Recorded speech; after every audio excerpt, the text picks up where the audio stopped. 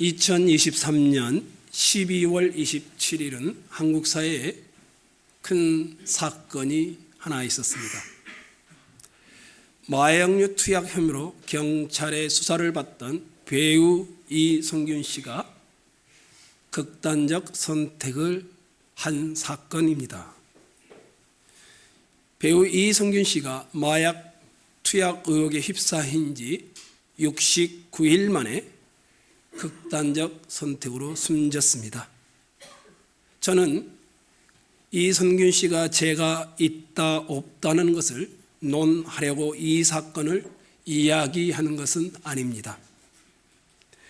우리 사회의 한 면을 보고자 합니다. 한 여인으로부터 협박을 당하고 3억 원에 넘는 돈을 뜯겼습니다. 그래서 경찰에 신고를 했지만 오히려 마약범이 되어 언론에 보도되었습니다.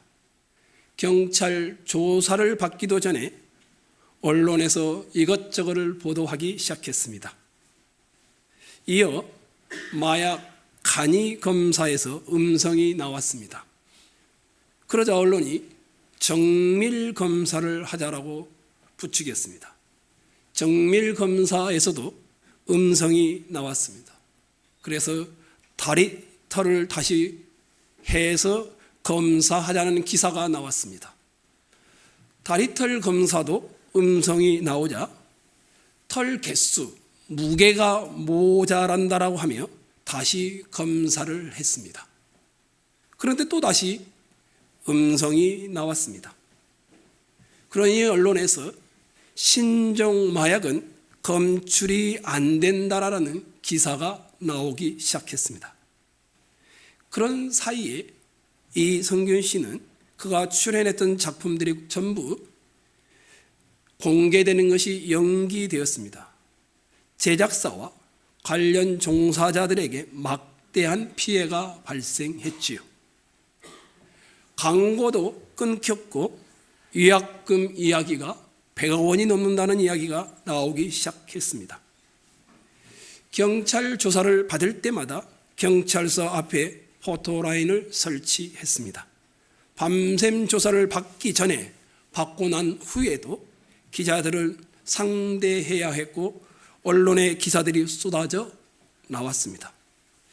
그러면서 결정적인 사건은 이 마약과는 관련도 없는 사생활 관련 카더라라는 보도가 언론에 흘려나오기 시작한 것이었습니다. 이미 경찰에 조사하고 있는데도 생중계로 그 내용의 일부가 드러나기도 했습니다.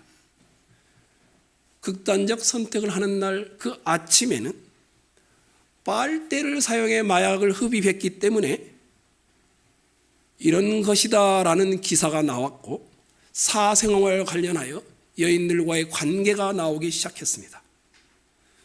너무 많은 사람들이 온라인과 언론의 기사를 통해 비방과 정죄와 댓글을 달려 흠집을 내었습니다. 한 인간이 연약합니다. 살아오면서 모든 연약함들이 있겠지만 그 모든 삶이 부정되는 듯한 사회적인 눈총이 그를 압도했습니다. 연약한 인간이고 두 아들의 아빠이고 한 여인의 남편인데 우리가 사는 이 세상, 특별히 한국 사회는 누군가를 비하하고 죽이는 데 열심이라는 것을 저는 느꼈습니다. 어떻게 하든지 그 배우의 잘못을 더 드러내고 혐오하게 하고 결국 더 이상의 출구가 보이지 않아 스스로 생명을 끊도록 만드는 한국 사회의 사람들을 보게 된 것입니다. 조금만 더 기다려 주었더라면 숙고하고 자숙하고 후회하고 돌이키도록 조금만 더 넉넉한 사회였더라면 이런 생각을 지울 수가 없었습니다. 2024년 1월 초에 더불어민주당의 이재명 대표에게 살인미수 사건이 일어났습니다. 나와 다른 생각을 가진 사람에 대한 증오와 혐오에서 나온 사건이라고 언론이 보도를 합니다. 뿐만 아니라 지금도 여전히 논란이 되고 있고 흉기를 휘둘렸던 피의자의 정당 가입 여부가 논란이 되며 부산대 병원에서 서울대 병원 오는 과정에 특혜가 논란이 되며 양극단의 혐오 정치가 서로 비방하고 이익을 위하여 이용하고 있습니다. SNS를 통한 온라인을 중심으로 자작극설이 쇼인 것이 확산되고 반대로 그것을 이용하여 피해를 입은 정당의 대표니 그 자기 정당에 무언가 반사 이익을 노리기 위해서 애쓰는 모습들을 봅니다. 제 눈에는 우리 사회는 너무나 크게 병든 사회 같습니다. 누군가를 혐오하고 증오하고 죽일 때에야 직성이 풀리는 세상. 한마디로 이 세상은 누군가가 죽을 때까지 비하하고 죽임으로 그것을 자기의 의로움을 정당화하는 사회처럼 제 눈에 비추어집니다. 위의 두 사건은 최소한 한 인간을 불쌍히 여기고 한 인간을 긍휼히 여기고 한 인간을 사람답게 대하려는 이런 모습은 보이지 않습니다. 어떻게 해서든지 죽이려고 하는 한국 사회의 모습을 저는 보게 되었습니다. 2024년 첫 주일입니다. 여기 계신 여러분은 실수한 한 인간, 연약한 한 사람 어떻게 바라보고 계실까요? 그가 공인이든 아니면 유명하지 않은 개인이든 인간의 연약함을 긍휼히 여길까요? 아니면 도덕적 잣대와 기준을 가지고 비판하고 댓글을 달고 공론하여 어떻게든지 비하하고 혐오하고 죽이려고 하고 있지는 않으신가요? 여러분은 어떠신가요? 서기관과 바리새인들의 현장에서 음행을 하다가 붙잡힌 한 여인을 끌고 왔습니다. 그리고 예수를 의도적으로 죽이기 위하여 질문을 합니다. 선생님이요, 이 여자가 간음하다가 현장에서 잡혔습니다. 우리가 가지고 있는 기준인 모세의 율법에는 이러한 여자를 돌을 들어 쳐 죽이라고 했습니다. 선생님은 어떻게 말하시겠습니까? 이런 그들의 질문의 의도는 율법의 목적이나 의도를 몰랐기 때문이 아니라 예수님을 죽이기 위해서 한 질문이었습니다. 서기관과 바리새인들은 율법이 자신의 죄악과 공동체의 죄악을 보도록 하는 거울인데 그걸 가지고 여인을 죄를 드러내므로 자기는 의롭다라고 들추어내고 있습니다.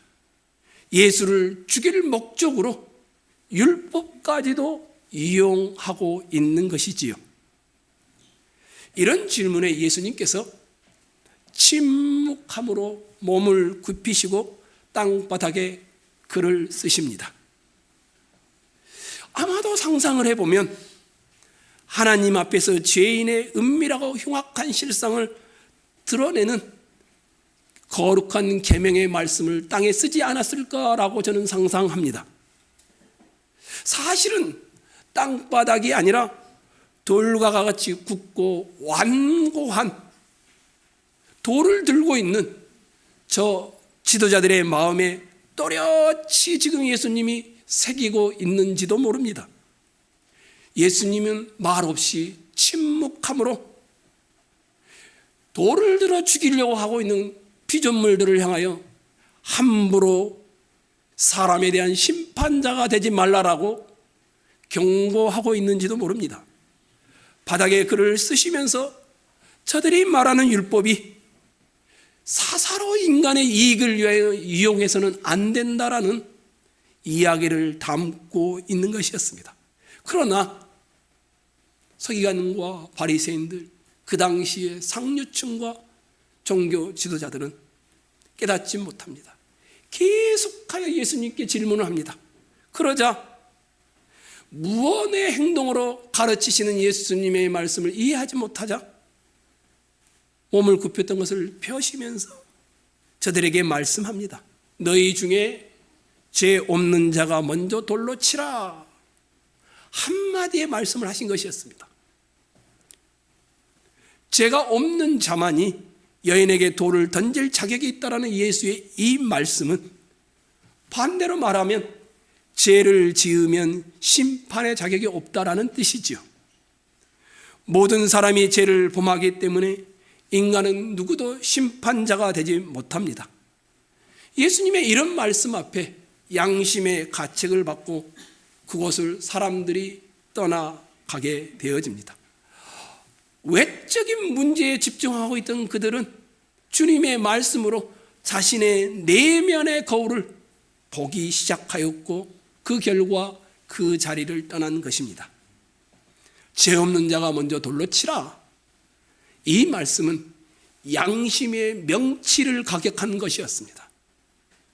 그들은 어떤 반론이나 저항도 없이 그 현장에서 조용히 물러가게 되어집니다.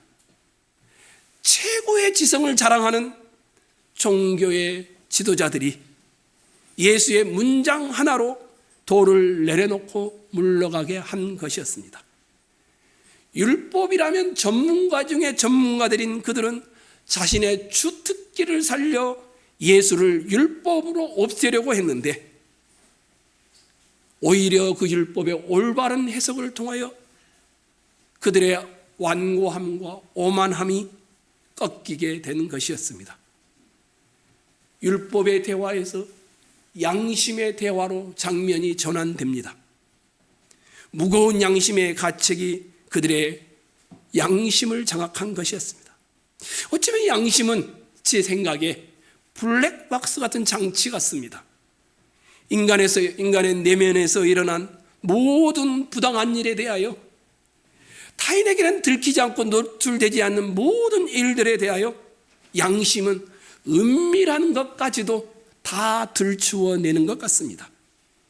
예수의 말씀을 들은 사람들은 양심의 가책을 받고 유죄라는 말에 그 자리를 떠났는데 떠나는 장면을 사도 요한이 묘사를 해놨는데 조금 특이합니다. 구절을 한번 여러분이 읽으면 좋겠습니다. 구절을 읽도록 하겠습니다. 앞을 보시고 읽겠습니다. 시작.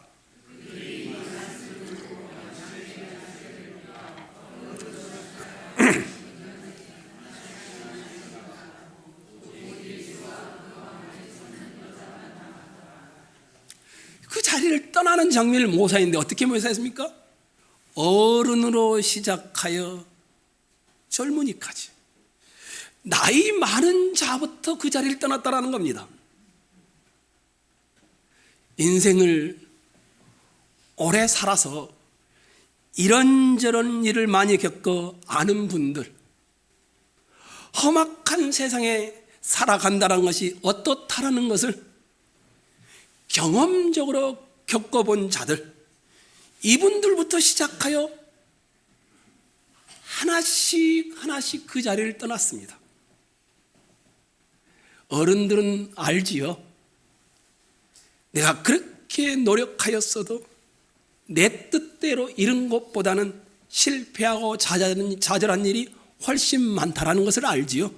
아니, 계획대로 인생이 되지 않는다라는 것을 경험적으로 알고 있지요.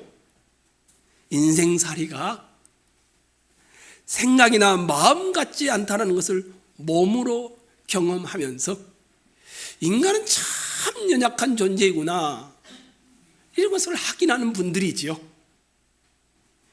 인생의 험악한 것들을 겪는 사람들은 자신의 얼마나 연약한지, 깨지기 쉬운 마음의 성품을 많이 겪어본 사람들이지요. 저는 그래서 나이가 들어간다는 것은 경륜이 쌓이는 것이기도 하지만 다른 한편으로는 더 오래, 더 많이 죄를 짓고 있다는 뜻도 될 것입니다. 나이가 들어가면 자신감을 잃게 됩니다. 스스로 감당할 수 없을 만큼 깊이 부패하고 진짜 연약하다는 것을 알게 됩니다. 그러면서 이런 생각을 합니다. 아니, 하나님의 말씀을 그렇게 지켜보려고 하는데 안 돼요. 다짐도 하고 기도도 하고 말씀도 읽어보고 하는데 이렇게 연약하고 부패한 나 같은 사람에게 도대체 지키지도 못할 저 하나님의 말씀의 율법을 왜 주셨을까? 이런 고민들을 하게 되죠. 그렇다면 단순히 율법이나 말씀을 지키지 못하는 나에게 율법을 주셨을 때는 다른 의도가 있지 않은가? 그러면서 더 깊은 의도인 자기 자랑이나 자기의 의로움이 아니라 주여 나를 불쌍히 여겨 주옵소서, 이것 외에는 할 말이 없다라는 것을 알게 되어집니다. 하나씩 그 자리를 떠나갑니다. 우르르 떠나간 게 아닙니다. 자기의 양심을 율법의 거울에 비추보고 생각해보고, 내가 이 돌을 들어 저 여인을 치기 전에 그 양심의 율법이 너 자신을 먼저 돌로 치라는 말 앞에서 하나씩 그 자리를 떠나가게 된 것이었습니다. 너는 죄가 없느냐? 라고 묻는 양심의 말씀 앞에 무너질 수밖에 없었습니다. 과연 내 양심은 깨끗하냐? 율법이 소리쳐 너를 정죄하고 있는 소리를 너는 피할 수 있느냐? 라는 물음 앞에 주저앉을 수밖에 없었습니다.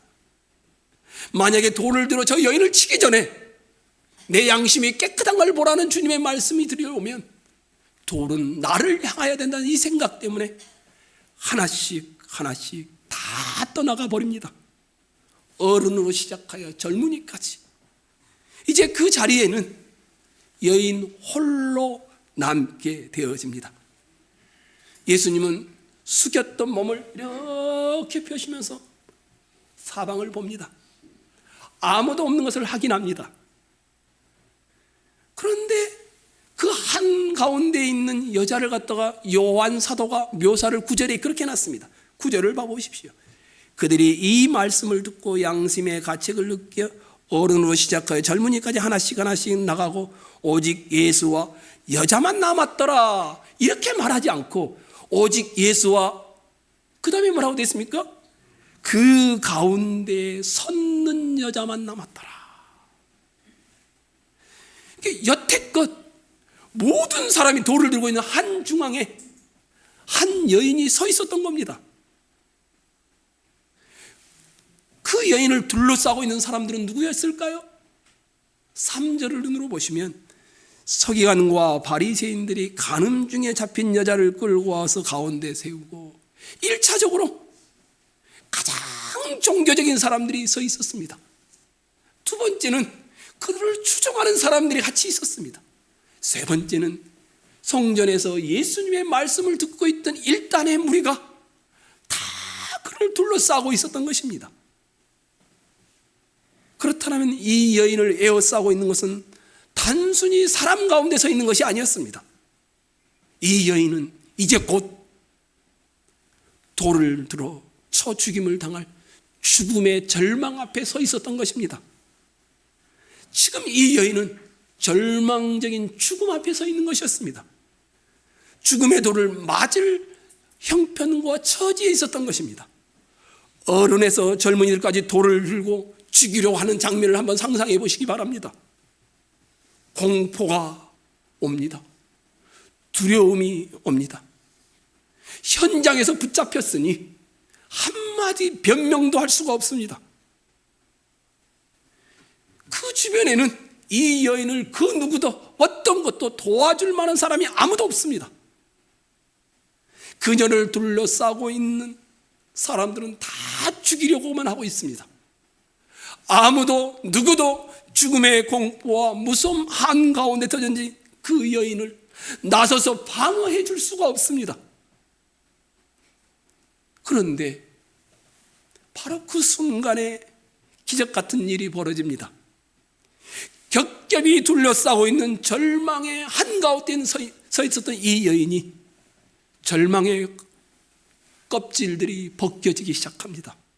그리고 완전히 벗겨져서 마침내 죽음의 절망 속에 버려진 여인에게 어떤 일이 일어납니까? 9절 하반절을 눈으로 보십시오. 오직 예수와 그 가운데 서는 여자만 남았더라. 여인을 에워싸고 있던 죽음의 절망 한가운데에는 예수와 그 여자만 남았더라. 절망 속에 돌을 들어 쳐 죽임을 당한 상황 가운데 누가 있었다고요? 예수와 함께 그 여인이 있었다는 것입니다. 무서운 죽음의 절망은 눈 녹듯이 사라져 버립니다. 왜냐하면 예수께서는 영원한 진리이시고 12절 이하에 나오는 대로 영원한 생명의 빛이시고 영원한 구원자이시기 때문이었습니다. 절망의 한가운데 돌을 들어 죽음의 공포 속에 있는 그 여인에게 누가 함께 했다고요? 예수와 함께 서 있었습니다. 2024년이 시작되었습니다.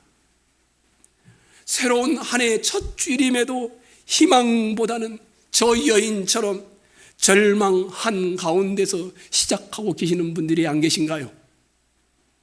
잊지 마시기 바랍니다. 예수가 여러분과 함께 절망 가운데 서 있다라는 사실을 잊지 마시기 바랍니다. 지금 이 시간은 그 주님을 만날 시간인 것입니다. 절망의 한가운데서 공포의 순간에 죽음의 돌을 들어 쳐 죽임을 당할 그 절망 앞에 예수님과 함께 있는 여인은 주님을 만나게 되어집니다. 2024년 여러분의 삶의 자리에 주님이 함께 서 있는 경험들을 해가시기를 주의 이름으로 축원합니다. 우리에게는 찬양이 있죠. 고통의 멍에 벗으려고 예수께로 나아갑니다. 자유와 기쁨 베푸시는 주께로 갑니다.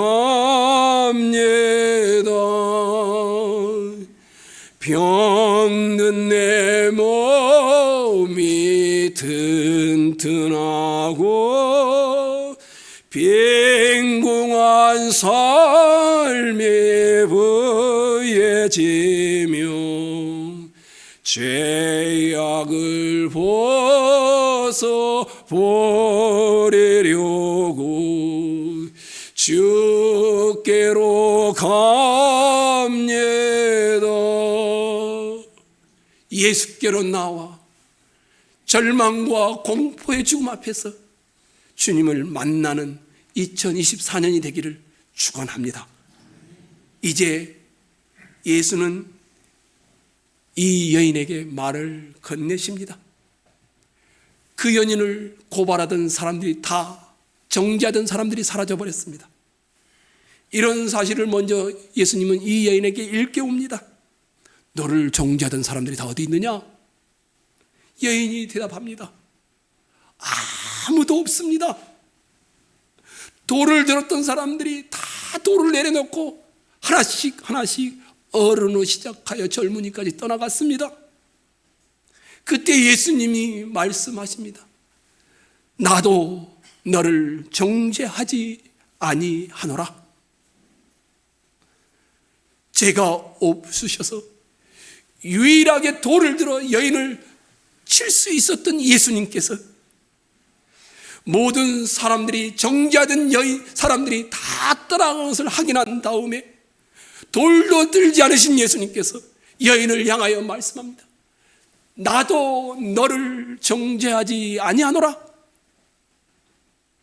이것은 단순히 사람들이 내 악행을 비난하고 돌로 쳐 죽여야 된다라고 말하니 나는 너 같은 사람을 불쌍하게 생각한다, 동정심의 이야기가 아니었습니다.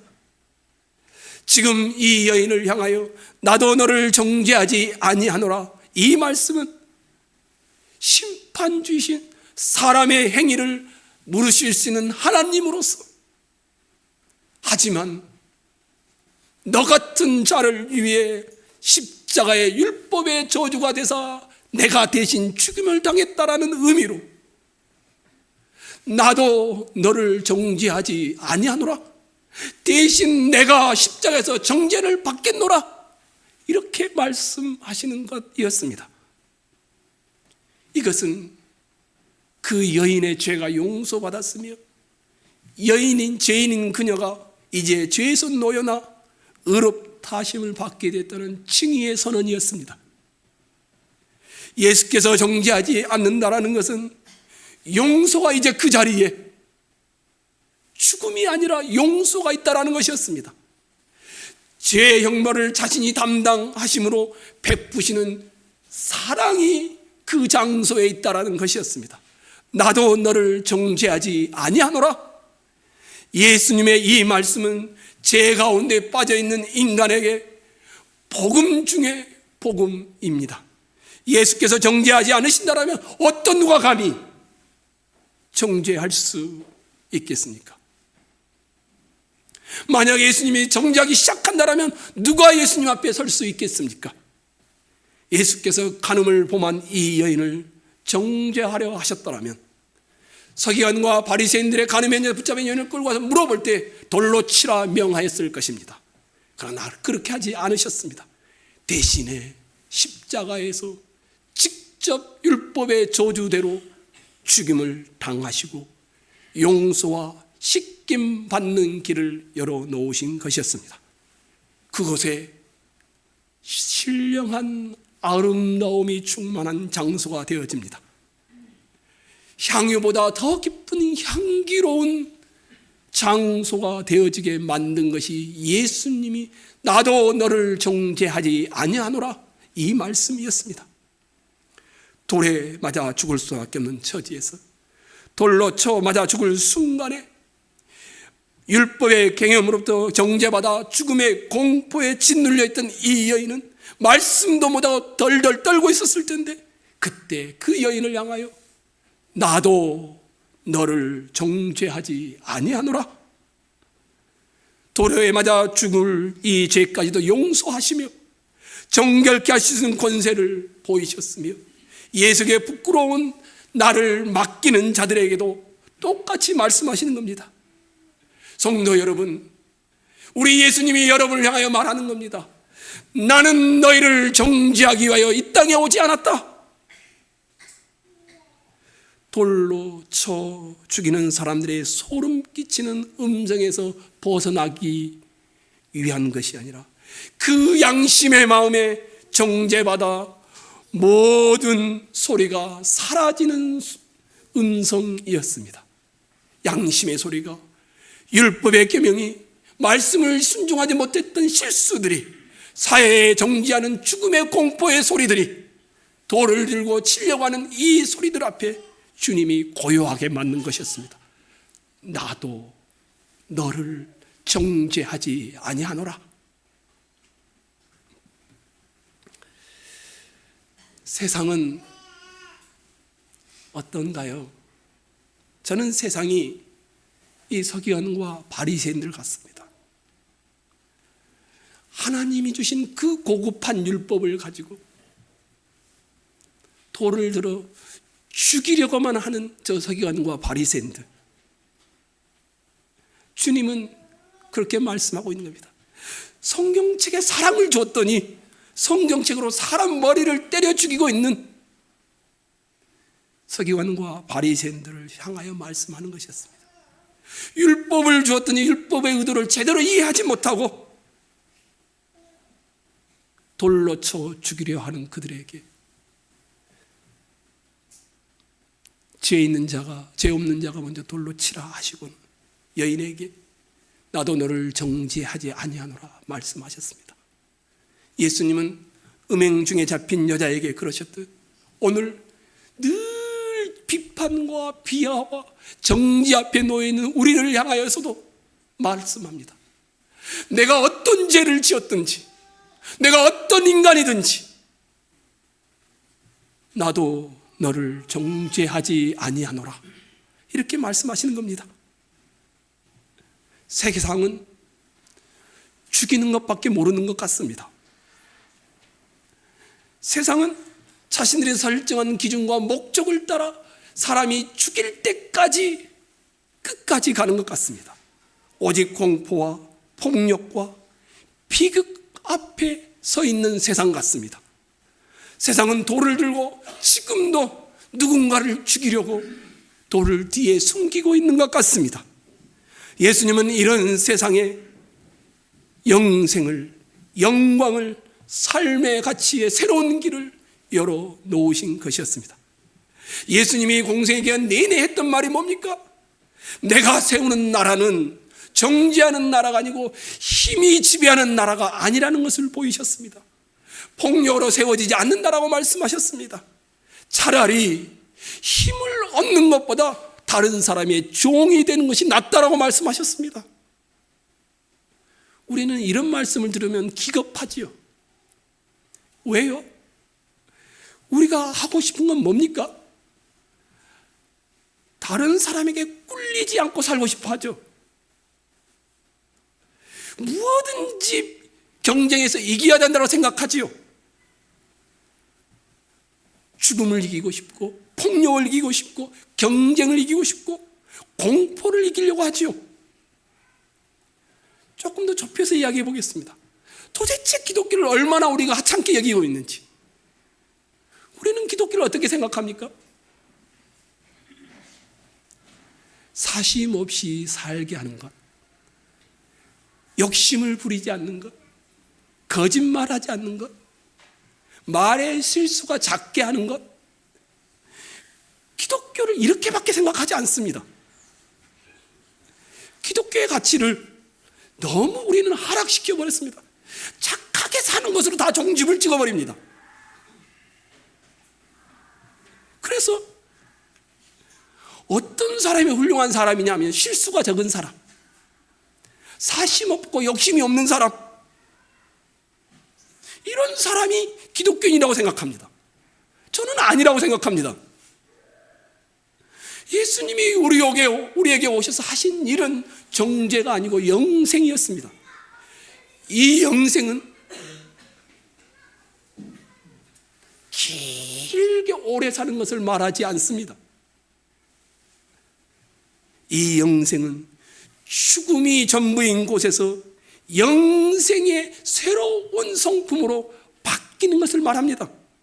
다 돌을 들어 치고라 하려니 이런 세상을 향하여 우리는 다른 성품을 드러내는 겁니다. 다 비난하고 능력이 그것밖에 안 되냐고 말하고 비교하고 비하하고 죽이려고 하는 세상을 향하여 정죄하지 않고 가서 안아주는 복음, 새 길을 열어주는 복음, 기다려주는 복음, 이것이 전흥교회가 2024년도에 걸어가야 할 길 아닐까요? 착하게 사는 것, 말에 실수가 적은 것, 거짓말하지 않는 것, 교만하지 않는 것, 이것을 넘어서서 돌에 맞아 죽을 만한 사람들을 향하여 십자가의 용서와 희생으로 나도 너를 정죄하지 아니하노라. 다른 말로 하면 다른 사람을 영광스럽게 해주는 일, 이게 기독교 아닐까요? 다른 사람을 기쁘게 해주는 일, 우리는 이 세상을 살면서 안 믿는 불신자에게 항상 이렇게 말하죠. 나는 믿고 너는 안 믿는다. 그래서 자기 자신을 그렇게 비교하면서 하긴 하죠. 저는 그건 비겁한 행동이라고 생각합니다. 너는 거짓말을 했고 나는 안 했다? 이 정도의 기독교밖에 안 됩니까, 우리가? 우리가 믿지 않는 자를 정죄하면서 나는 믿어서 천국 가고 너는 믿지 않으니까 지옥 간다? 천벌을 받을까요? 우리가 소유하고 있는 이 영광스러운 은혜의 복음을 너무 깎아내려버렸습니다. 십자가의 영광스러운 것은 힘이 필요 없습니다. 겁을 둘 필요가 없습니다. 세상 죄를 지고 가는 사자가 아니라 우리 주님은 어떻다고요? 세상 죄를 지고 가는 어린 양이셨습니다. 기가 막힌 사건 아닙니까?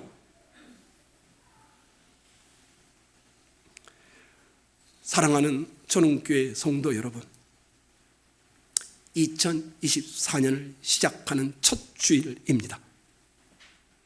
우리는 2024년을 어떻게 살아가야 할까요? 사도행전 7장을 보면 스데반 집사가 잡혀 순교하는 장면이 등장합니다. 순교할 당시에 스데반 집사가 하늘을 보니 하나님의 영광과 예수님의 보좌 우편에 계신 것을 보게 되어집니다. 예수님이 스데반의 죽음을 크게 보신다고 해석할 수 있는 대목이었지요. 근데 스데반은 성 밖으로 내쳐져서 돌에 쳐 죽임을 당하는 순간이었습니다. 스데반이 이렇게 기도했습니까? 주님, 저들을 다 죽여주십시오. 죄 없는 나를 죽이려고 하고 있습니다. 이렇게 기도하지 않았습니다. 스데반은 어떻게 기도했습니까? 주여, 이 죄를 돌을 들고 있는 저들에게 돌리지 마옵소서. 그리고는 숨을 거두었습니다. 이것이 기독교가 세상을 향하여 보여줘야 될 힘 아니겠습니까? 천흥교회에 가야 할 목회 방향 아닐까요? 정죄하지 않고 가서 얼마나 힘들었니? 안아주고 손잡고 기도해주고 기다려주고, 우리는 그 영광스러운 복음을 가지고도 착하게 사느냐 못 사느냐 정도로만 하고 있는 우리의 모습을 돌아보았으면 좋겠습니다. 성도 여러분, 여러분이 가야 할 길은 예수님이 여러분을 정죄하지 않았듯이 여러분과 저도 세상의 모든 자들을 정죄하는 길을 가서는 아니 될 것입니다. 우리가 현장에 있는 바리새인이 되면 안 된다는 말입니다. 우리는 예수님도 아닙니다. 우리는 현장에 있는 누구와 같습니까? 돌에 쳐 죽임을 당할 여자와 똑같은 존재인 것을 확인하셔야 합니다. 그런 우리를 예수님이 돌을 들어 치지 않으셨습니다. 뭐라 하셨습니까? 나도 너를 정죄하지 아니하노라. 우리가 그 길을 갔으면 좋겠습니다. 은혜의 복음이 얼마나 영광스러운 것인지 그 성품들을 우리 안에서, 우리가 살아가는 이 세상에서 다 돌을 들어 치려고 하는 그들을 향하여 미소 지으며 다가가 영광스러운 성품을 드러내는 귀한 2024년 전흥교회가 되기를 소망합니다. 사랑하는 성도 여러분, 우리는 다 가늠하다 현장에서 붙잡힌 여인입니다. 지금 우리가 음성을 듣고 있습니다. 예수님이 말씀합니다. 사랑하는 전흥교회 성도들이여, 나는 너를 정죄하지 않는다. 십자가에서 대신 내가 정죄를 당했다. 그러니 2024년 내가 너를 위하여 피를 흘렸으니 너도 정죄의 길을 가지 말고 십자가의 길을 걸어라. 우리가 가는 길이 그런 길이 되기를 축원합니다.